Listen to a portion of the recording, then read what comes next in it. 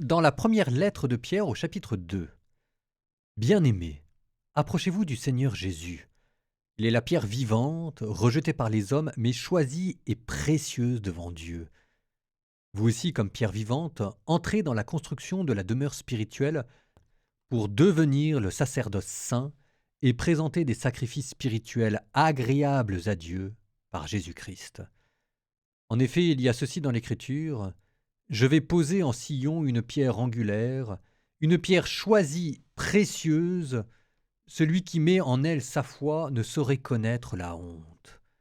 Ainsi donc, honneur à vous les croyants, mais pour ceux qui refusent de croire, il est écrit: la pierre qu'ont rejetée les bâtisseurs est devenue la pierre d'angle, une pierre d'achoppement, un rocher sur lequel on trébuche.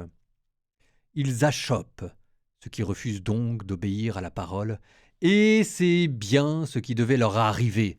Mais vous êtes une descendance choisie, un sacerdoce royal, une nation sainte, un peuple destiné au salut, pour que vous annonciez les merveilles de celui qui vous appelait des ténèbres à son admirable lumière.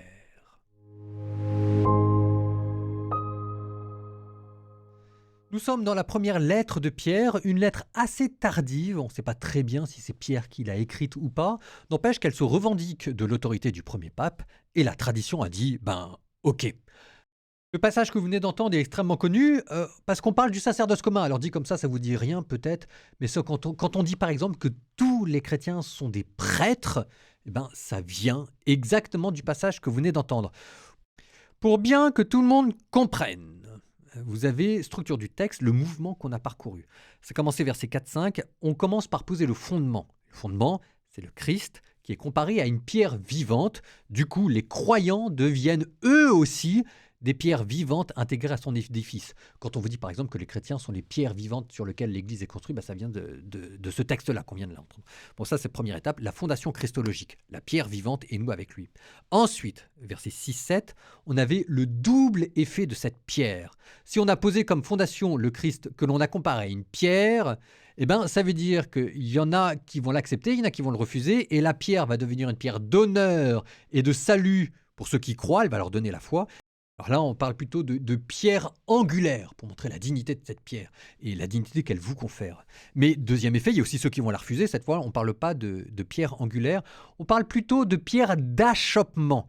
L'achoppement, c'est une pierre qui vous fait trébucher parce qu'elle est posée sur la route et hop, vous la prenez dans les jambes et vous pétez le tibia et vous tombez par terre. Bon, ça, c'est la chute et le scandale de ceux qui refusent de croire.